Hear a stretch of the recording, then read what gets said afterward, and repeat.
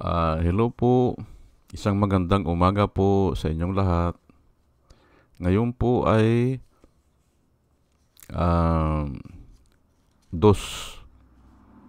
ng Marso 2025 at ang oras po dito sa Los Angeles, California ay alas 6:56 ng umaga.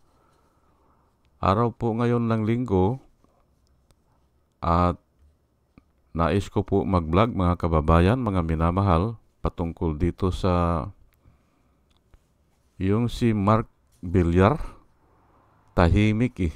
Opo, at ang daming nagbablog na si Mark Villar na siya ang Public Works Minister o Highway ata, Public Works and Highway Minister noong kapanahunan ni Duterte. Ay may bumagsak na tulay dyan sa Isabela, ay katatapos lang ng pasinaya. Opening nung February 1 ata, opening, ay bumagsak na nung 27. Ayan po. Ngayon ay bakit tahimik nga naman ito si Kwan? Bakit wala siyang masabi? Kaya ang title ko po ngayon ay Mark Villar, bakit tahimik ukol sa pagbagsak ng 1.2 billion tulay sa Isabela? Yan po ang title ko ngayon.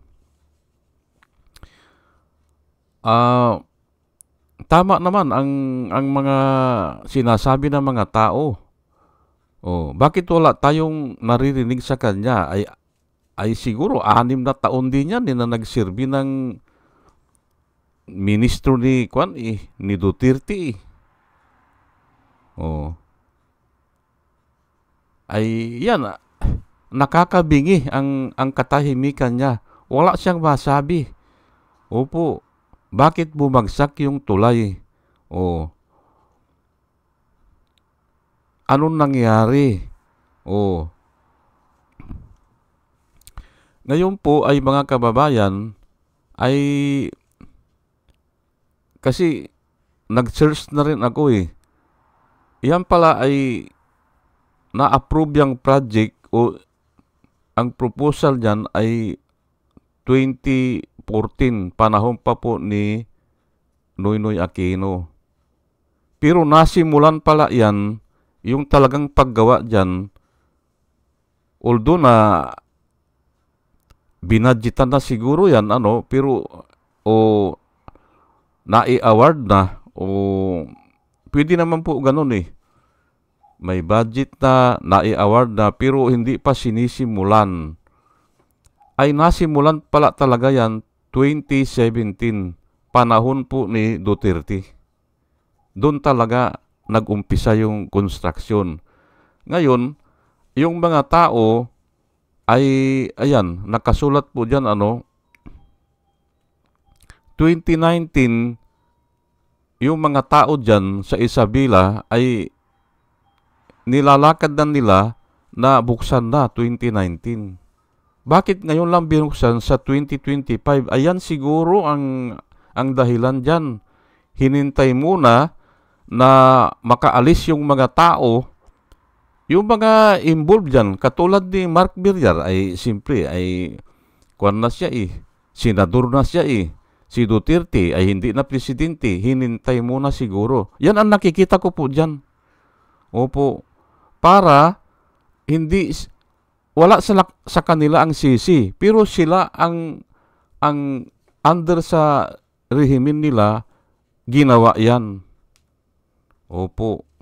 Aywan ko lang kung ano ang sinasabi nila dun sa retrofit. Ay, hindi ko hindi ko maintindihan yan. Ang retrofit po, kung nagasgas na yung isang pisa ay aayusin yan. Ayan, hindi pa dinaanan. Bakit retrofit na? Mali Hindi ba? ang retrofit kung dahil sa tagal ng panahon na ginagamit ay medyo aayusin mo. Oh. Ayan, hindi pa nagamit. Bakit retrofit na agad? Noong 2023 ata, retrofit. Ay ginagawa lang ng kwan yan, yung pagkakapirahan, hindi ba? Oh. Ganun po yan. Kaya nga, ganyan ay bumagsak. Yan po, ano? Yan po ang nakikita ko dyan. At yun nga, valid po yung mga obserbasyon ng mga tao. Bakit si Mark Villar ay tahimik? Oh. Ay siya ang kwan dyan. Siya ang yung ministry, hindi ba? O ministro, hindi ba? Under kay Duterte. Oh. At ngayon, isinisisi nila kay Pinoy. Isinisisi nila kay Marcos. Ay palagay ko tapos na yan nung umupo si Marcos mahina na yan nung simula pa. Opo. At yun nga, nag-comment ako kahapon doon sa mga YouTube na pinapasukan ko, ang nakita ko diyan kako yung tension rod napakaliit at madalang pa. Ay ang distansya ng tension rod 10 meters yung tension rod. Paano niyang sasaluhin yung kalsada? Oh. Sige nga. 10 meters ang layo ng isang tension rod sa isa, ay kahit na nga na 10 feet, malayo na yan O, 10 feet is equivalent to mga 3 meters yan.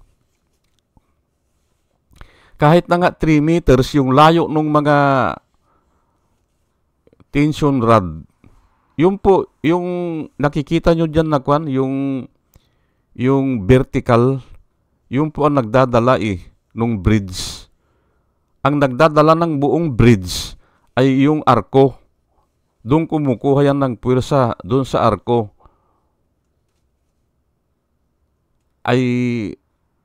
Pero dadaan doon sa tension rod, ay kakaunti na nga o maliliit pa. Kaya, yun ang nakita ko na bumigay.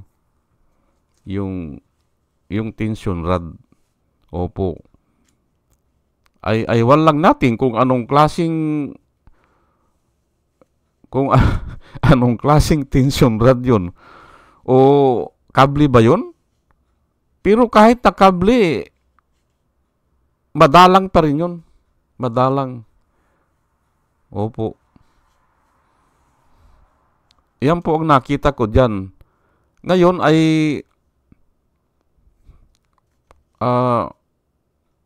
ang masasabi ko lang dyan ay magtuturo-turuan na lang yan. Ituturo yung yung mga district engineer, ganyan, o yung mga governor o congressman o yung contractor, pati nga yung driver o yung dumaan na sasakyan yung may dala-dala na load, yung dump truck na may karga po na yung gravita, hindi ba? Yun ang sinisisi nila, bakit daw dumaan doon. Ay ako po ay kinumpute ko po yung haba. Kasi engineer naman ako, kinumpute ko po yung haba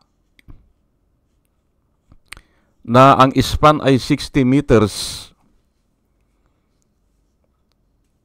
Kahit na kotse lang ang dadaan o yung mga L300 ganyan, yung light vehicle, kahit na yun lang ang dadaan, basta puno, may distansya na na isang vehicle, bawat isa. Kinumpute ko po ay simpre i-assume mo yan na puno yan. I-assume mo. Light vehicle lang ha, kutsi lang at saka yung mga L300, ganyan, van. Ay aabot na ng aabot na ng 80 tons. Aabot na. Opo, yung kahabaan ha, puno na may distansya ng isang vehicle, bawat isa. Kinumpute ko Oh. Ay di lalagpas na doon sa 45 tons na capacity. Pero parang mali po yung sinasabi ng DPWH na kung ang design ay 45 tons, yun lang ang dadaan. Hindi po ganun. Hindi po. Kami po sa machine design, o kahit na yung mga ganyan, alam ko yung mga steel design yan o mga bridges o Kami sa mga moving parts, ang safety factor namin times 7. Opo. Hindi kami gumagamit ng 5 o 6 times 7 agad yan. Basta ganyan. Ayan, may mga vibration din yan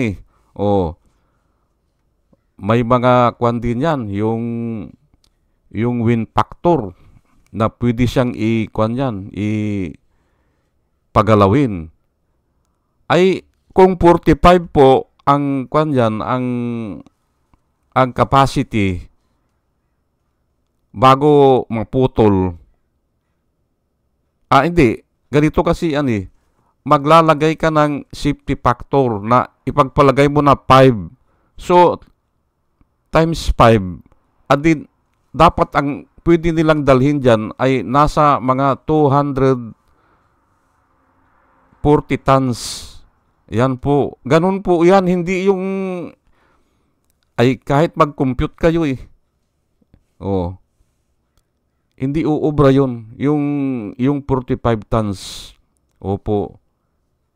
Ay, bakit gagawa ka pa ng Bakit gagawa ka pa ng tulay? Kung ganun.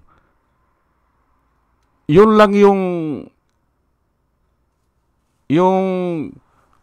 pinagbabasihan yan. Pero sa design, gagawa ka ng paraan na mayroon kang safety factor. Kahit anong mangyari, hindi, halimbawa, yung bakal ay yung kabilya, lalagyan mo na yan ng 5 tons, hihilahin yan.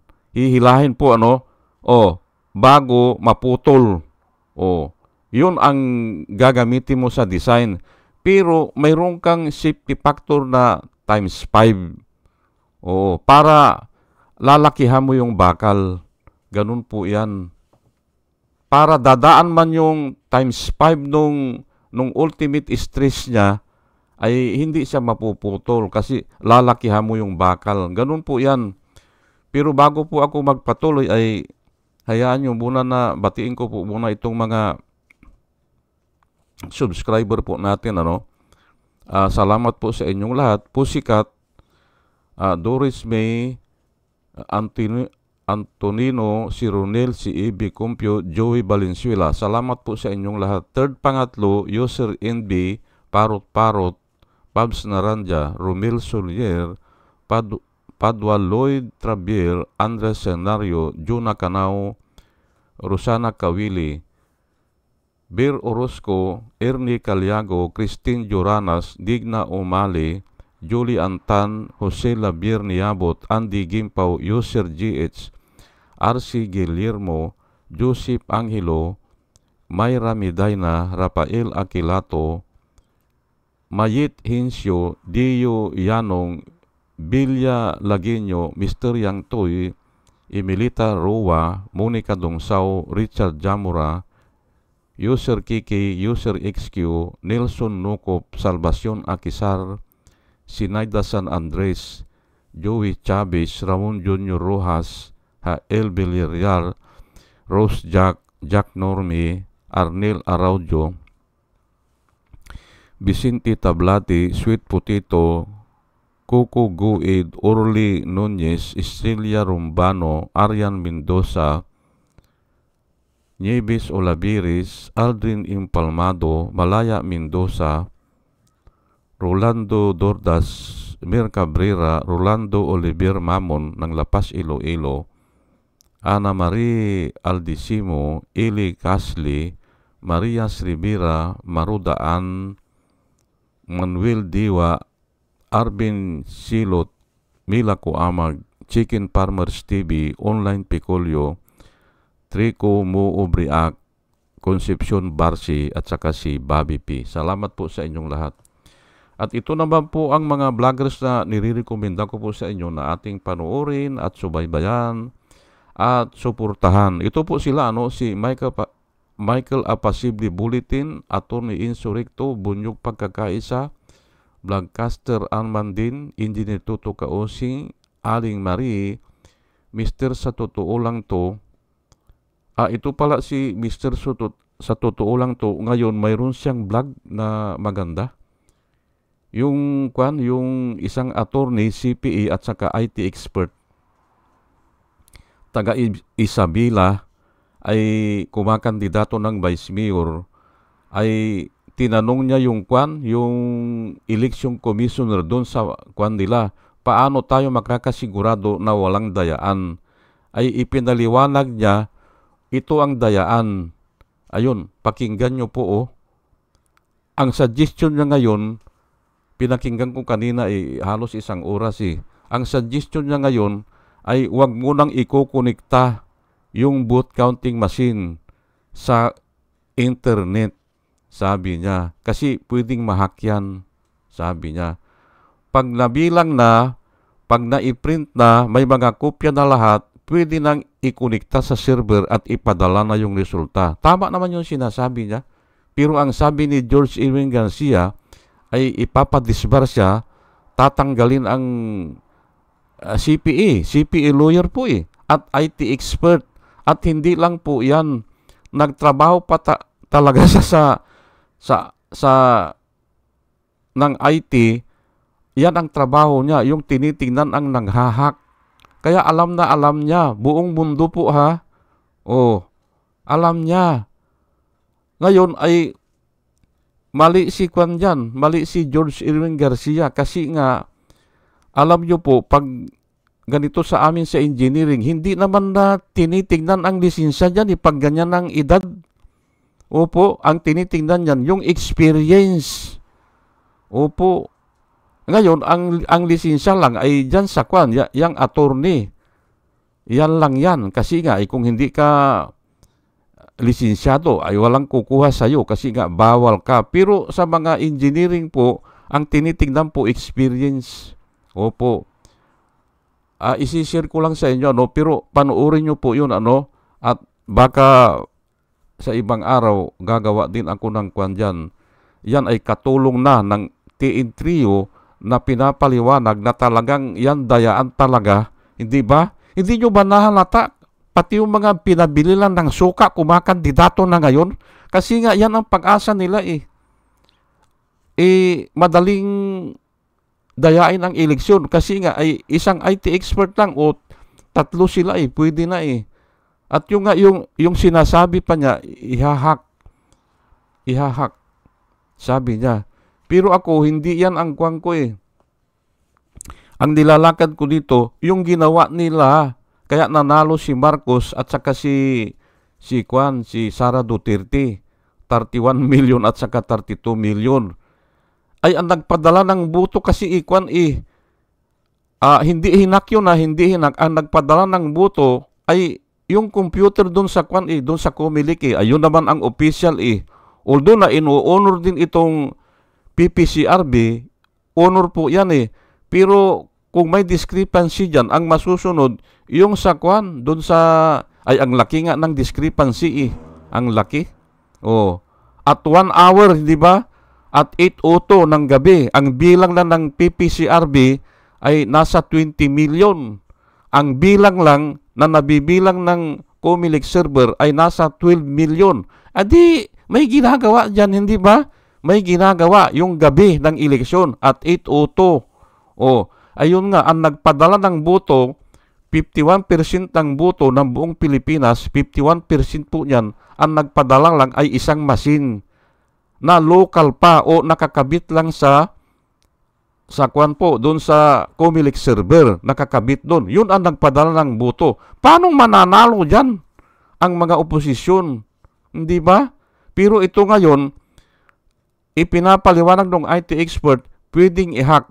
Ako alam ko yan, pwedeng i-hack. Basta, mayroon lang katuwang doon sa machine.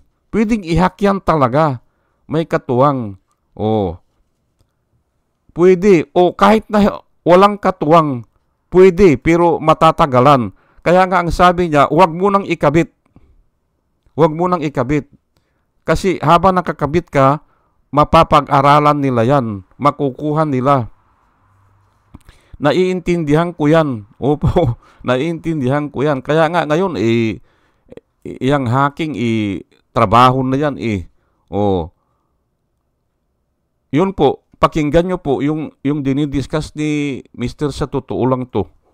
Ngayon, ang pangalan nung kwan is si Attorney Harold Respicio sa Isabela, kumakandidato. Ay ang sabi daw ni George Irwin Garcia, bakit hindi mo na lang kami kinausap? Ay kinausap niya nga yung kwan nagdi-demonstrate daw yung kwan yung Comelec doon sa kanila Ay bilang kandidato siya ng Vice Mayor ata, ay tinatanong niya ay ano ang safety niyan? Hindi masagot At kinuwan pa ata siya yung pasagot balagbag. Ay wala na akong pupuntahan kanya kasi nga kung pupunta ako dyan sa main office, sabi niya, dyan kay George Irwin Garcia, malamang ganyan din ang sagot, balagbag, o ituturo siya kung saan-saan. Kaya, nag-post na lang siya sa social media para i-inform ang mga tao. Ayan po at natutuwa nga ako ganun. Pero kukunin ko yung kwan na yan, yung vlog na yan, para i-discuss siguro. Ituloy-tuloy ko lang Christian Isgira, PMTGR Vloggers, The Action Man, Roy Japantos, Divina Apostol, CG Pichay, Kapihan ni Artat Ago, Dimjus Journey, Kakamping, Ang Batas with Attorney Claire Castro, Waldi Carbonel, Attorney Silo Magno, at saka si Kristan. Ugaliin po natin na makinig sa kanila at marami po tayong matututunan sa kanila at nakikita ko po na sila ay nagbablog para po sa bayan. Ngayon ay tuloy-tuloy na po tayo.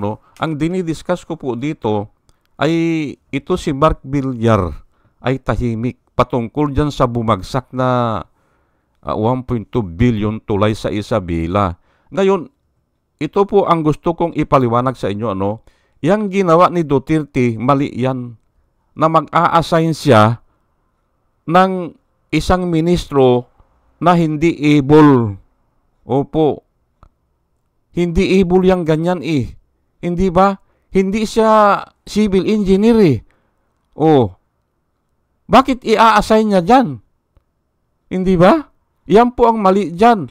Ay sabagay, ay dictator kasi yan Yang ganyan Dictator na walang po pwede sa akin, ganun. Basta dinesisyonan ko, ay ako nang bahala dyan. Ay dictator nga yan ganyan At yan ngayon, ang nangyayari ngayon dito sa Amerika, na ito si Trump at saka yan si Duterte, haros parehas lang ngayon, namumублima na. Hindi ba? Ginusto ni ni Trump na tanggalin yung mga Medicare. Opo, tatanggalin. Aba ay ang daming aangal dyan. Ay yung iba dito dyan na lang umaasa Dyan sa Medicare. Tatanggalin niya para daw makatipid. Ay simple kasi lulukuhin niya mga tao lulukuhin niya para makatipid, ganun.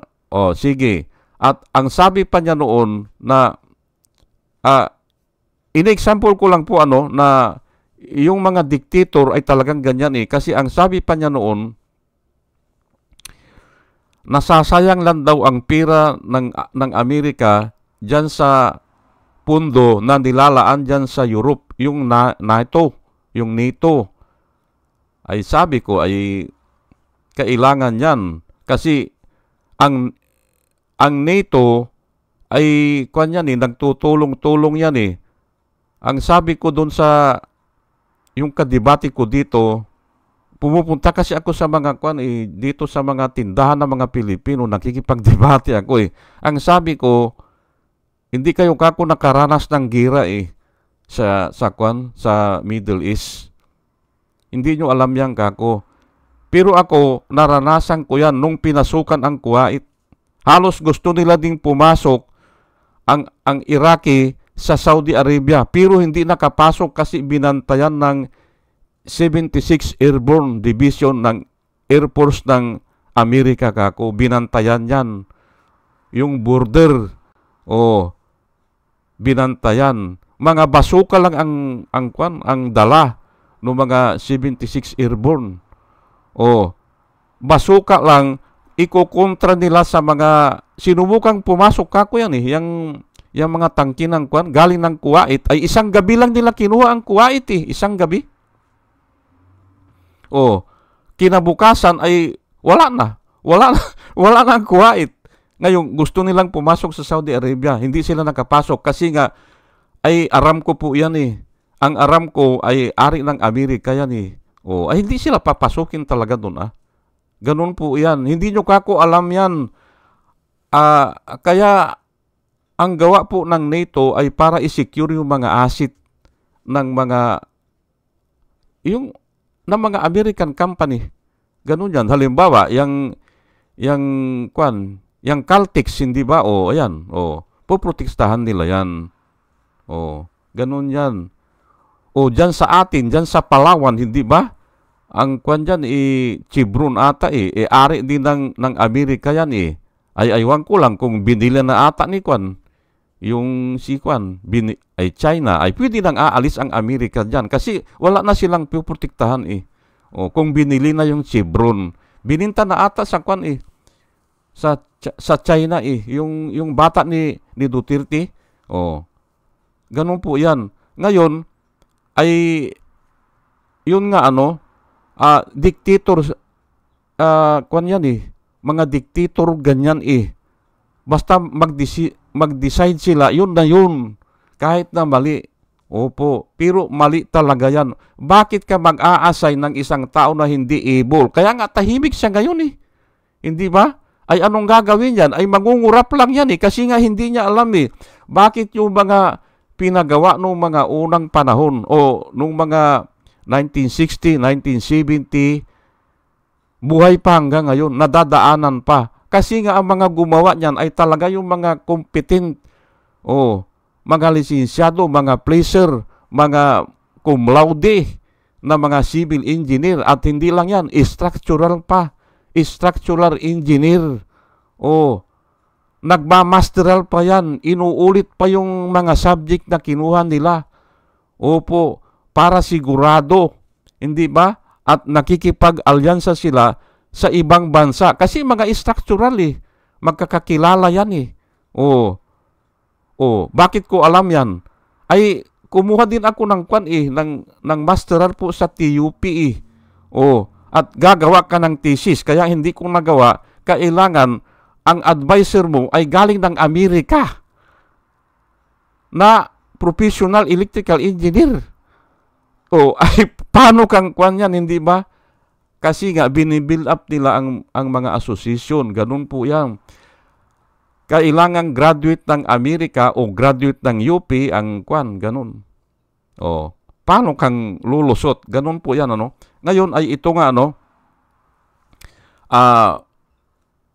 mali talaga yung ginawa ni Duterte at saka ito ni Mark Villar. Kaya nga ganyan. At expectin na po natin maraming babagsak na tulay. Ay hindi balik kung kalsada hindi ba? Wala namang babagsakan lupa lang yan eh. At masurti nga yung nasira ay doon sa bumagsak lang doon sa lupa. Ay kung doon sa tubig yun, inanod na ng tubig po yan eh. Baka may cascading effect yan eh. mabuti sa lupa. May binagsakan na lupa. Hindi ba? Patay yung mga tao doon. Patay kung hindi makaalis sa kutsi o inanod o patay ay kung hindi pa marunong lumangoy. Hindi ba? Pasalamat tayo at doon bumagsak sa may lupa. Hindi ba? Kaya ay mali po talaga, no? Mali yan. Pero ito po ang isishare ko sa inyo. James 4:17. Therefore, to him who knows to do good and does not do it, to him it is sin. Yan po ang nakasulat. Kung mayroon ka raw alam na gawin na mabuti at hindi mo ginagawa, ay sa'yo, kasalanan yun. Kasalanan po yan. Opo. Mayroon kang gustong gawin na mabuti, pero hindi mo naman ginagawa, kasalanan po yun. Iyan po ang ibig sabihin yan. Ay ano ang ginagawa ni Villar ngayon, hindi ba? Tahimik, hindi ba? Tahimik kasi nga alam niya, kasalanan nila yan. Kasalanan po yan. Opo. Micah 6:8. He has shown you, O man, what is good, and what does the Lord require of you, but to act justly. Ayan po tayo po ay nire-require ng Panginoon o tinuturuan ng Panginoon na lahat ng ating gawa ay yung makatarungan, justly nga ay bakit ngayon ayaw na nilang lumabas? Hindi ba? Ayaw nilang magsalita. Hindi ba? Yan po ang trabaho ng tao na kailangan lahat ng ating gagawin, lahat ng ating panukala o mga isusulong ay we do it or we act na may hustisya o justified yun. Ganun po yan. At ito pa, idagdag ko lang pero ang kinuha ko lang dito yung justly. Pero idagdag ko lang to love mercy. Pero malayo na yan, mercy na yan malayo na yan Kailangan aamin muna bago patawad kailangan aminin mo muna ang pagkakamali mo bago ka patawarin. Ang kuwang kasi ay mas mataas ang mercy Pero bago ka magkaroon ng mercy, kailangan justified ka muna. Ayun And to walk humbly with your God. Ayan po. Ngayon ay ito. John 9:41. Jesus said unto them, ito ay patungkol po sa sinabihan ni Jesus Christ na yung mga Pariseo, mga bulag. Sinabihan niya. Aywan ko kung nagbubulag-bulagan, pero ganun po ang topic dito. Ngayon, ang sabi ng mga Pariseo, bakit kanya? Bulag ba kami? Sabing ganun ng mga Pariseo. Hindi kami bulag, sabi ng mga Pariseo. Ngayon, ito po ang sagot ni Jesus Christ. Jesus said unto them, if you were blind, you should have no sin. But now you say, we see, nakakakita kami. Ang sabi ng, nakakakita kami, sabi ng mga Pariseo. Therefore, your sin remains. Yung kasalanan mo ay naandyan pa rin. Kasi nga, ay nakakakita pala Ngayon, ang katanungan ko po ito, kay Mark Villar, wala ba siyang mata? Para hindi niya makita niya mga news na bumagsak yung tulay, hindi ba? Ay dapat yan ay una mong gawin, pumunta ka na ron Hindi ba? Wala namang impeachment na yun Hindi ba? Mabuti sana kung may marathon impeachment na yan. Hindi ka makaalis. Ay wala nga Pabaka-bakasyon lang ata kayo Dapat pinuntahan mo na yan at tinignan. Hindi ba? May mata ka may tainga ka. Ay kung ganyan, ay iisipin ng mga tao, ay kumita ng malaki dyan. Kumita. Kaya nga ayaw na ngayong magsalita, ayaw nang pumunta. Wala na tayong marinig. Nakakabingi nga daw ang katahimikan sige po at hanggang dito na lang po at abangan nyo po yung i-discuss ko na yung yung dayaan dyan sa eleksyon. Uulitin ko na naman kasi nga every week ay gusto ko ulitin ay para maintindihan ng mga tao at nagpapasalamat ako kay Mr. Sa totoo lang to. O nag-comment na nga ako doon kaya pala kako yung pinabili lang ng suka, mga taong pinabili lang ng suka ay malakas ang loob na kumandidato, hindi ba? Ayan, dadayain nila yan, dadayain nila. At yan ang itatapik ko. Opo. Kahit na walang pag-asang manalo yan, kaya yan. Ay si Robin Hood Padilla nga, hindi ba? Number 1, hindi ba? Ganun po yan. Sige po at hanggang dito na lang po. At sana sa ating pakikinig po ay bigyan tayo ng Panginoon ng wisdom. At muli mga kababayan, mga minamahal, isang magandang umaga po sa inyong lahat at salamat po sa inyong pakikinig. Salamat po ng marami. Salamat po.